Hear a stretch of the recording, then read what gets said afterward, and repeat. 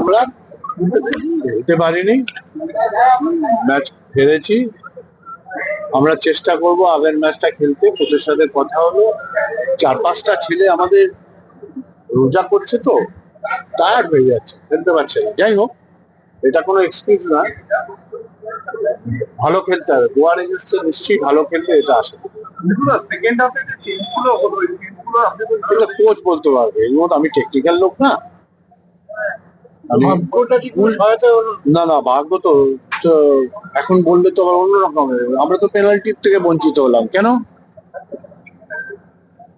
হাতে বল লাগলো, কবে রেড কার্ডটা হয়ে যায়। যাই হোক, এগুলো হেরে গেলে এসব বললে লোকে অন্যরকম করে। ভালো খেলেনি, হেরে গেছে। দুইটা কোথায় হলো? পরপর দুটো ম্যাচ কিরকম লাগছে? পরপর দুটো ম্যাচ হেরে কোচ বলবে, আমি তো টেকনিক্যাল লোক। তুমি সাংবাদিক তো, তা সাংবাদিক ভুল ধরে তো। বলো তুমি কোথায় ভুল হয়েছে? ভুল কোথায় হলো?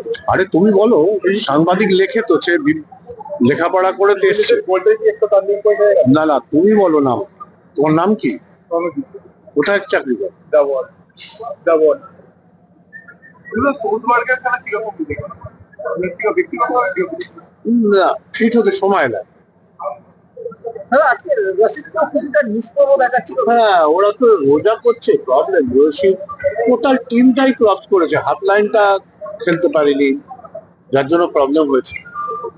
একটা বিষয় রেফারিং নিয়ে আপনি অবশ্যই বললেন, এটা ইন্ডিয়ার প্রিমিয়ার টুর্নামেন্ট আইএসএল, সেখানে সিক্রেটের রেফারি দিয়ে খেলানো হচ্ছে।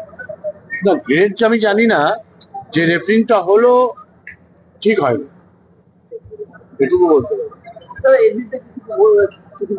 না না, আমাদের তো একটা কমেন্টস যায়, কমেন্টসে নিশ্চয়ই লিখবো আমরা, দেখা যাক কি চেঞ্জ করে।